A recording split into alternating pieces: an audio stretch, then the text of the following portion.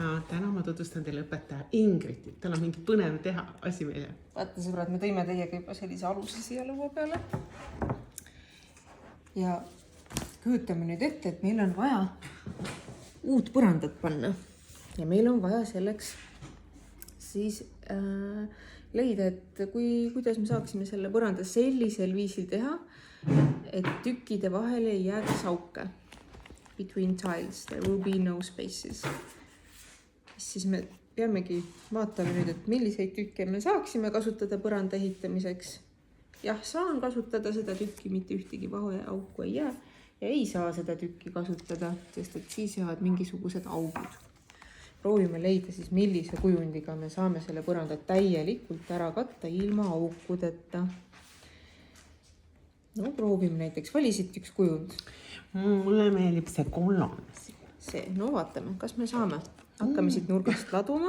No need nagu ei taha siit hästi nüüd tekkida see, näed kokku läheks. Näed, siia tuleb augud. Ma võin siia nüüd kohe mitu erinevat moodi panna. Ükskõik, kuidas ma panen, no, ei õnnestu. Sellega ei õnnestu. Ühesõnaga, see on ei. Panime siit järgmise kujundi. Mis kujundid sa tahad? Tundub, et siis hakkame sellega koleda pruuniga põranda teeme. Ei, no see siis on imekallis mahakann põrand. Vaata. Ilusti lähevad lipi vastu, lapi vastu. Ühtegi auku vahel ei jää. Väga kallis. See sobib. See on Jessikas. Nii, vaatame nüüd edasi. Kuna see võib väga pikk esitlus olla, siis proovime natuke kiirendada seda protsessi, et me saaksime selle eksamiga ühele poole. Nii, kas ring sobib? Ei sobi, tekib vahe. See on ei. Vaatame, kas see rööpkülik sobib. Ahaa, sobib küll. Miks seda kohta romb ei ütle? See ei ole romb. Jah. Ikkagi rööpkülik. See on romb. No mina ei tea, ühesõnaga. Siin ta näeb rohkem rööpküliku kui rombi moodi. Igal juhul see sobib, siia vahesid ei teki.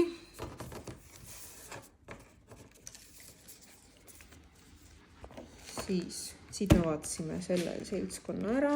Vaatame seda. Ei sobi. Ei. Proovime seda. Sobi. Ei. Kõik proovid ära. See on ka ei. See on ka ei. Vaata, kui ilus see lill. Mõtle, kui äge oleks sellest põrandat teha. Nii kihvt oleks. Kõik ilus. Aga näed, kõik ilus välja see, et see ei tööta. Jah. Ei. Vaatame nüüd. No, kas nendega saab? No niimoodi nagu ei saa, aga kui me teeme niimoodi, saab. Siis saab. Jah, järelikult sobib. Nii. No, mis sa sellest arvad? Saab. Muidu saab. See on üsna selge. Sa oled nii palju juba töötanud nende kujunditega igasugused, sulle tulevad need juba tuttavad ette. Tundub, et sealt ühest taskust saab ja teistest ei saa. Ei saa. Oota, aga siia saab... No mis sa arvad, aga prooviks siis äkki niimoodi. Vaatame, mis siis juhtub. Niimoodi võib saada, kuule. Vaata, näed, kui ilusti on näha praegu, et see on ilus kuldne. Mis see meenutab sulle, see on, eks ole, nagu mesitaru. On kuldne sellepärast, et siis me austame mesilasi, sest nende mesitaru kujund on väga oluline. Saabki. Saab, jah. Teisest kohast nii, et see sobib. See sobib. Seda saab 15 minutit teha küll. Ja nüüd, kui sa soovid, siis sa võid seda ise ka järgi proovida. Ja sellega on esitlus lõppenud. Aga mis... Aga nüüd, mida saab edasi teha? Sellel on 3 osa. Tähendab, on 2 suuremat osa. Üks on sensoorne, teine on siis analüütiline. Sensoorses osas on omakorda 3 osa. Üks osa on see, et ma siis proovin, kas saab või ei saa. Siis teine osa on, et kui ma võtan ainult nüüd need jah-kujundid, näiteks 3-nurgad, ja ma proovin, et kui niimoodi saab, kas kuidagi teistmoodi ka saab selle sama kujundiga. ehk siis niimoodi ma sain, aga kui ma alustaks niimoodi, kas ma siis ka saan ja saan või kuidagi teistmoodi, et sa proovid sama kujundit erinevat moodi kokku panna ja vaadata, mis siis juhtub, eks? Sama kujundit.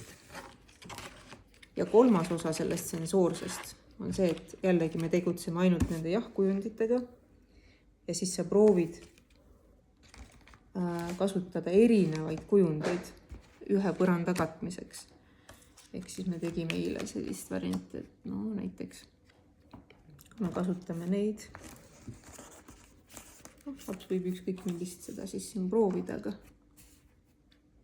me teeme näiteks sellise kujundi.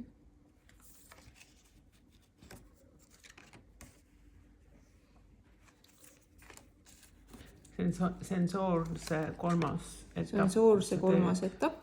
Erinevad kujundid koos. Esimene etapp oli kas jah või ei. Teine etapp on kuidas sama kujundit. Kolmas etapp on kuidas erinevaid jah-kujundeid kokku panna. Nii nunnu nüüd sa saad sinna keskele panna.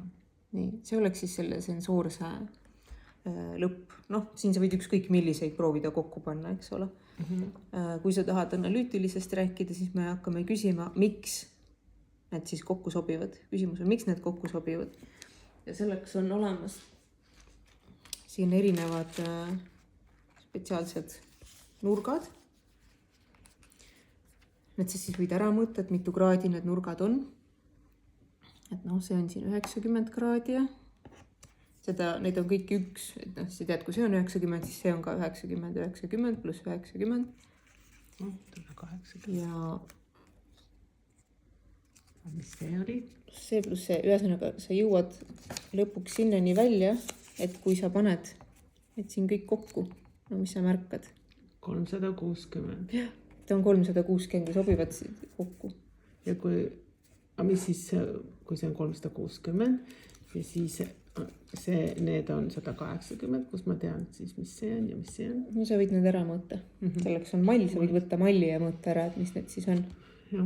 Aga see on nüüd palju hilisem, et kui see esimene osa on selline, mida võib see 6-7 aastane teha, siis see on nüüd palju hilisem töö, kui ta on juba tegelenud nurkadega, kujunditega, ma ei tea, pindalade ja asjadega, et siis see on nagu selline kõige viimane pull sellest. Aga mis sellele... Ja siis, kui sa oled selle osa ära teinud, et aru saanud, et miks nad siis omavahel kokku lähevad, siis teine osa on mõista, et kuidas neid teisi kujundeid ikkagi saaks kasutada. Ja selleks on olemas siin selline pouch nagu interstices.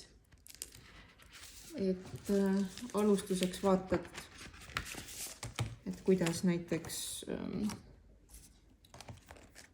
kuidas saaks sellist, millega saaks neid selliseid vaheaukesid, või noh, neid nagu katta, ma ei tea, kuidas see eesti keeles on, interstices, see vaheosa ühesõnaga. Ja kui sa oled selle ära nokkinud, et ahah, selleks, et seda auku või seda kujundit siin saada, on sul vaja 3 sellist kujundit, siis järgmine osa on see, et sa saad juba arvutada, et mis on selle kujundi siis pindala. Ja selle saad siis nende kujundite kaudu tuletada. See oleks siis juba läheb abstraktseks. Ja see oli meil tilling game siis, jah? Tiling game, jah. Ehk siis põranda ehitamine. Põranda ehitamine, aga... Siin on igasuguseid, need võid mõelda, kuidas seda saab näiteks.